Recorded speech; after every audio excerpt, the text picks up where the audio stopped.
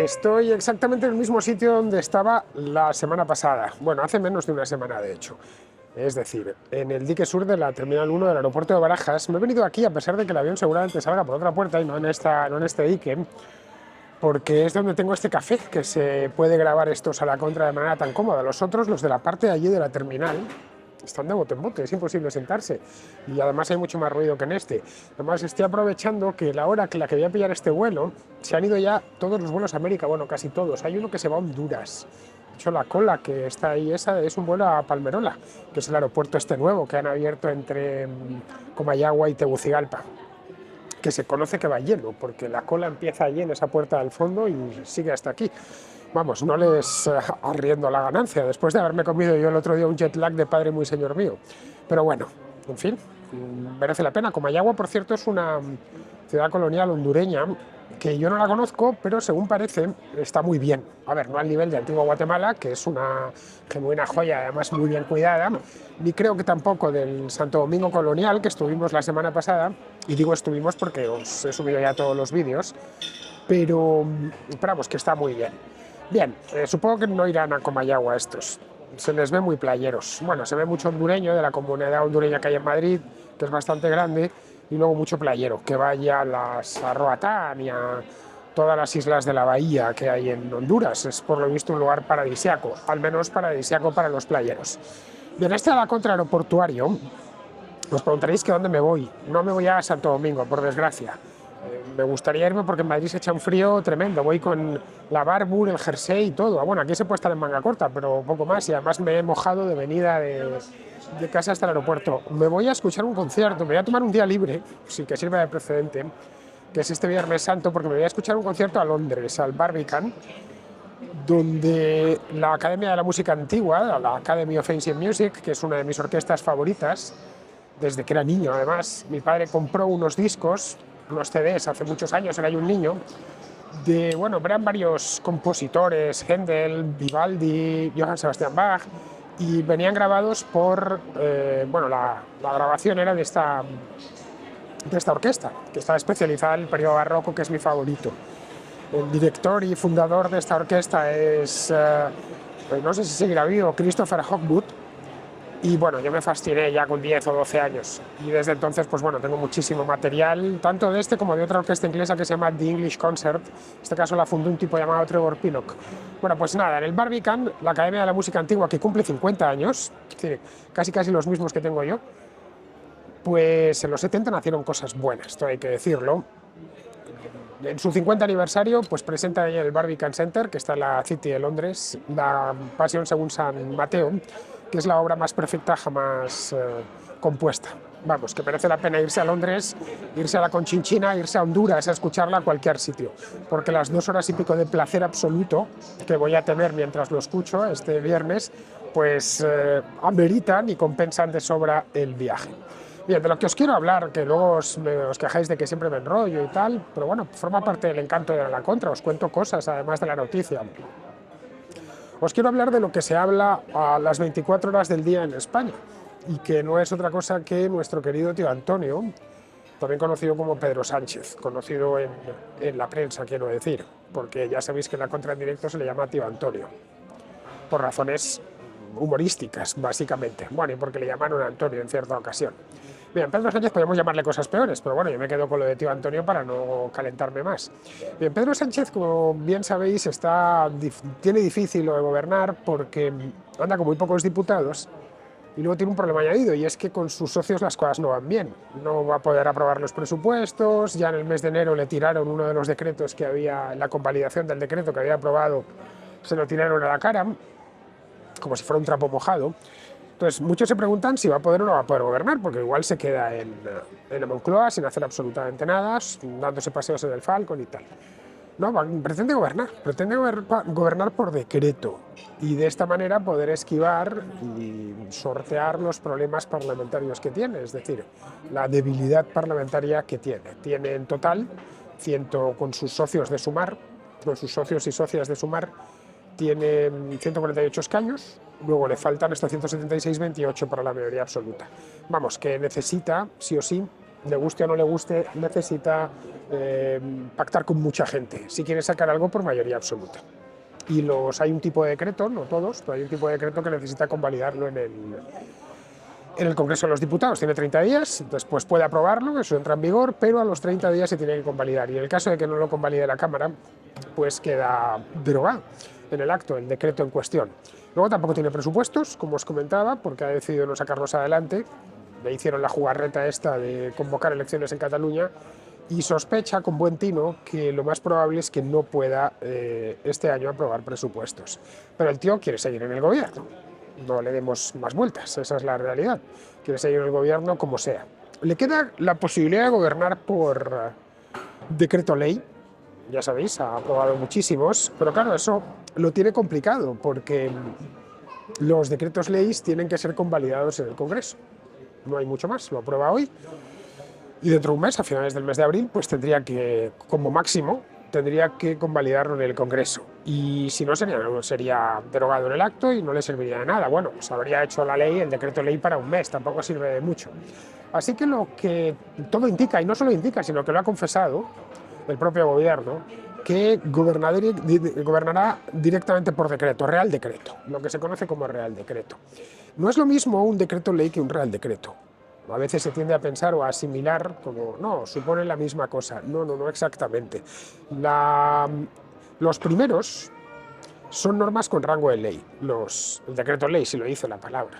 El decreto ley es una ley, en esencia, que se toma con urgencia porque la situación lo requiere. El gobierno no puede tramitar de manera regular u ordinaria la ley en cuestión, con todos los pasos que requiere esa ley, y lo que hace es que lo aprueba. Podría ser una emergencia nacional, cualquier cosa. De hecho, se debe, y así se estipula en las leyes, se deben administrar con cuidado y con prudencia y limitarlos exclusivamente a cuando es imprescindible.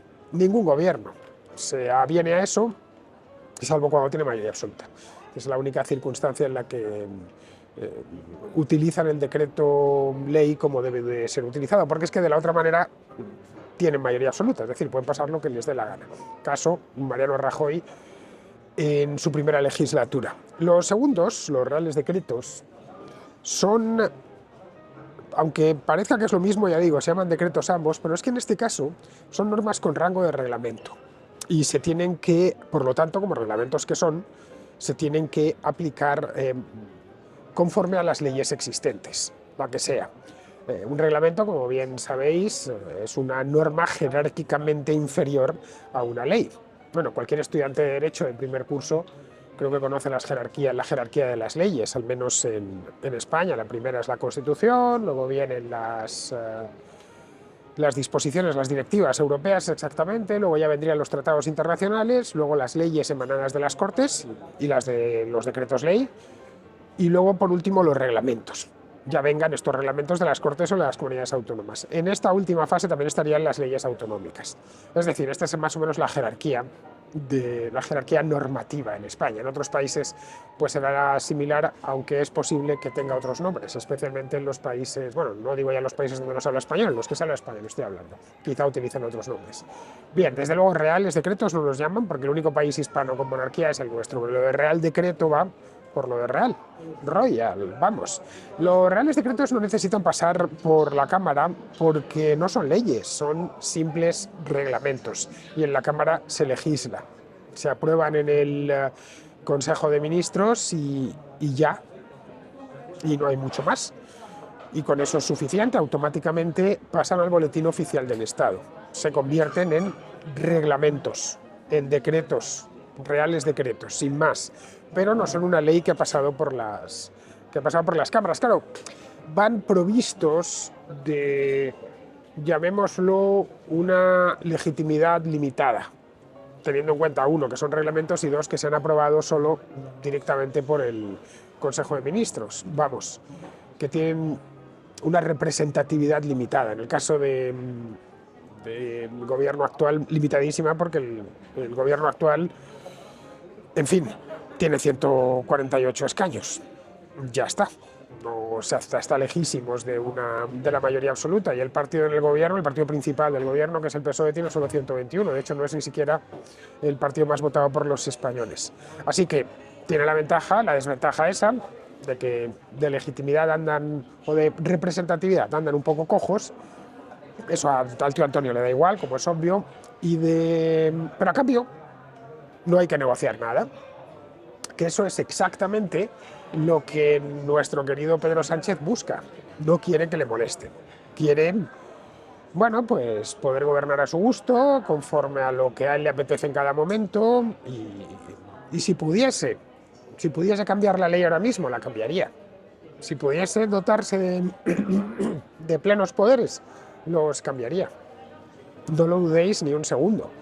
Es decir, este tipo lleva un dictador dentro, y si todavía no se comporta al 100% como tal es porque existe una legislación y tiene miedo que todavía la Guardia Civil vaya a detenerle al Palacio de la Moncloa, o que un juez pida el suplicatorio al Tribunal Supremo, en el caso de que vulnere de una manera tan abierta las leyes que no haya manera de disimularlo. Así que, como no está para negociar y tampoco tiene voluntad de hacerlo, pues ha presentado esta misma semana una cosa que llaman Plan Anual Normativo. Una cosa que presenta el gobierno, poco tarde ya, ha pasado un trimestre, pero en fin, con todas las cosas son un poco cuando a ellos les vienen en gana. En el Plan Anual Normativo, que se hizo público, creo que fue hace 2 días, una cosa así, pues ya prevén cómo van a...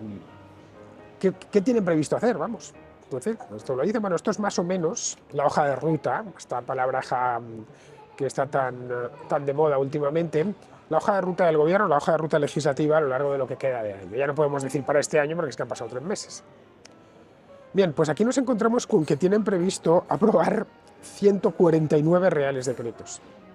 149 de aquí a final de año. En total tienen en cartera 198 iniciativas legislativas. Casi 200, vamos, y de las cuales 149, casi 150, son reales decretos. Esto es 75%, por ahí, más o menos. Es decir, una barbaridad.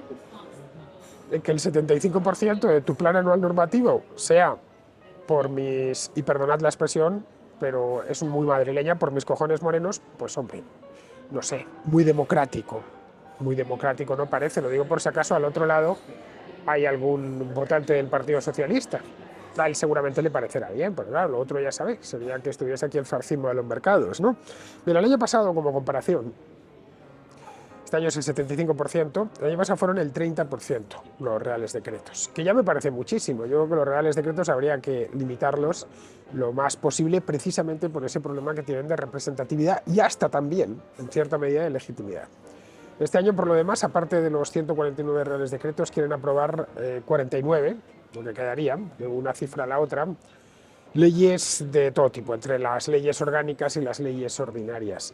Las leyes orgánicas necesitan mayoría absoluta, y la palabra lo dice. El derecho a veces es muy descriptivo, de hecho, a menudo es muy descriptivo. Orgánica, por parte del organismo. La ley orgánica es una cosa seria. Y para eso necesitas mayoría absoluta de la Cámara. Vamos, esa no te la saltas nunca bajo ningún concepto. El caso de los presupuestos generales del Estado son una ley orgánica. En las otras, en las leyes ordinarias en la acepción de normales, no en la acepción de que sean de mal gusto, ni nada de eso, es decir, ordinarias. Esas con una mayoría simple va que chuta, es decir, que con que tenga más síes que noes en el Congreso de los Diputados, pues es suficiente y tira para adelante. Pero claro, una legislación no orgánica, una ley ordinaria, no puede ser tan ambiciosa, no es tan ambiciosa como una ley orgánica. La ley orgánica son las leyes realmente importantes. Vamos, que es previsible que por la vía de la ley orgánica solo vaya en los temas en los que puede obtener esa mayoría con relativa facilidad. Es decir, en los que puede tener un consenso grande, de primeras, ya sabéis. Leyes del medio ambiente, de la resiliencia esa maldita, de, no sé, de protección de la infancia, de la digitalización de la sociedad y del no sé qué y de la economía, pero hay un montón de leyes que hacen con unos nombres infames, pero claro, ¿quién se opone a la digitalización? ¿Quién se opone al cuidado del medio ambiente? ¿Quién es el desalmado que se opone a la infancia? Alguna cosilla de que la pinten bien y la maquillen, pero siempre con la idea de buscar un consenso lo más grande posible. Y esto no creo que no creo que tenga problemas en encontrarlo, pero solo en este tipo de leyes. No digo ya la oposición, que por supuesto entiendo yo que se opondrán a todo, a prácticamente todo, pero sí entre sus socios parlamentarios que no podrán decirle no. Podríamos pensar en este punto que, claro, en este plan a ver, es imposible gobernar. Imposible no es, está gobernando. Bueno, es difícil gobernar. Sí, es difícil, no hay que negarlo. Es decir, si tuviéramos aquí, si en lugar de tener, como veis, ya se ha deshecho la cola del vuelo a Honduras, en lugar de tener el duty free ese de ahí, express, delante de mí, tuviese al tío Antonio sentado detrás de mi mochila, pues se lo preguntaría. Es difícil, Pedro, es difícil el tema del gobierno con tanto farcismo, tanto farcismo atenazándote y sin presupuestos y sin nada. Me diría, no te lo puedes imaginar. Bueno, me lo supondría así engolado como se pone, no te lo puedes imaginar. El farcismo metal, la ultraderecha. Bueno, lo tiene complicado, pero no imposible. No imposible, especialmente si, como es el caso del tío Antonio, estás dispuesto a hacer todas las contorsiones no, bueno, no puedo hacer contorsiones porque se me cae la cámara, que la tengo sujeta con la mano derecha. Hacer todas las contorsiones posibles sobre un alambre. Ese parece el caso del tío Antonio. Está haciendo todas las contorsiones posibles en un alambre donde le han pedido. Y en el ala de un avión, si fuese necesario. En lo que va de año, el gobierno ya ha aprobado por Real Decreto, es decir, estos decretos rápidos que son realmente reglamentos, que no hacen leyes, por ejemplo, la subida del salario mínimo, que lo hizo hace poco, y lo puso en 1.100 y pico euros, 14 pagas. Por Real Decreto también ha aprobado la convocatoria de becas de este curso, muy dineral, creo que como 2.000 millones de euros, más de 2.000 millones de euros, de hecho. También lo hizo por Real Decreto, aunque eso yo creo que si lo hubiera sacado las becas, ¿quién está en contra de las becas, de que los chavales estudien? Pero en fin, lo del salario mínimo ya lo hubiera sido más complicado. También ha modificado el reglamento del IRPF. Todo esto lo ha hecho por Real Decreto hasta el momento presente y todavía no hemos terminado el mes de marzo. Bueno, esta misma semana el Consejo de Ministros utilizó un Real Decreto, vamos, que no nos hemos tenido que ir muy lejos, lo anunció Urtasun, nuestro querido Urtasun, que nos lo dejamos hace un par de meses con la historia esa de la colonización de los museos, o del colonialismo en los museos. Una subvención para las salas de cine, para que dejen las entradas a los mayores de 65 a 2 euros, pero creo que son los martes. Bueno, cuando digo subvención en las salas de cine es porque es una subvención en las salas de cine, es decir, para que la sala de cine va a cobrar la entrada completa, se la va a cobrar al gobierno, lo único que al jubilado solo le va a cobrar 2 euros, de ahí a los 10 que cueste o a los 9 que cueste, esa diferencia la va a poner el contribuyente. Por eso es una subvención a un sector concreto de la producción. Policía del Canal. Estoy un poco seco. He pedido agüita con gas, que está muy rica. Digo lo de Policía del Canal, por si no lo sabéis, es porque le presta que bebo. En los directos ya está silencio. Casi aquí no tengo tecla de silenciar. Lo que podría hacer, eso sí, es cortar. Pero bueno.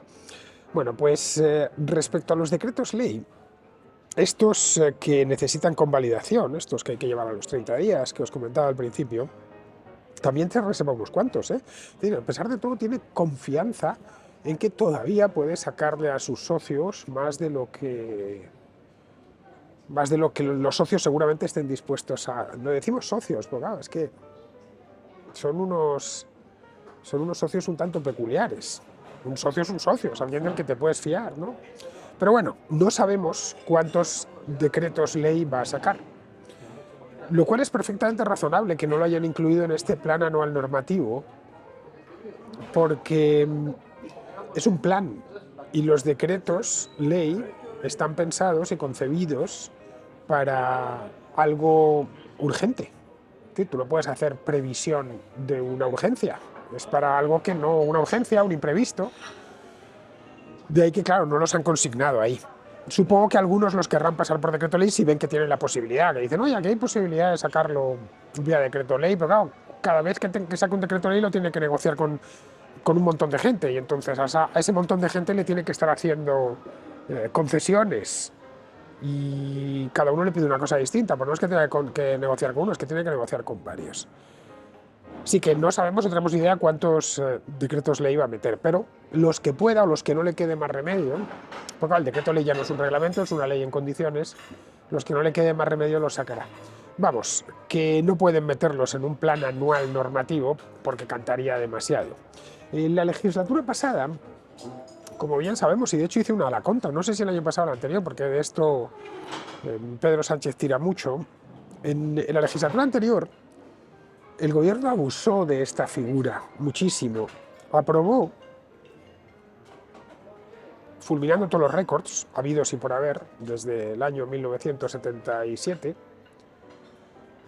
aprobó 96 decretos, 96, que se dice pronto. Es decir, que iba como loco porque sabía que aprobaba primero una cosa y luego se presentaba en las Cortes. Eso sí, claro, tenía una posición parlamentaria algo más fuerte que la que tiene ahora. Y en esta legislatura pues es previsible que también vaya a tirar de decretos ley. Pero claro, hay que tener en cuenta que después de lo que le pasó en el mes de enero, se lo piensa dos veces. Quizá él pensó, bueno, voy a hacer lo mismo, lo que hice la legislatura pasada, la aritmética variable, esa que se inventó Iván Redondo en su momento. Pero nada más empezar la legislatura, la vuelta de Navidades, se encontró con una sorpresa un tanto desagradable, y es que sus queridísimos socios le tiraron a la cara uno de los decretos. Eran tres en concreto que había presentado. Esto es muy de Sánchez, de presentar los omnibus, no, presento todo junto y o me lo aprobáis o me lo tiráis. Bueno, en este caso no coló.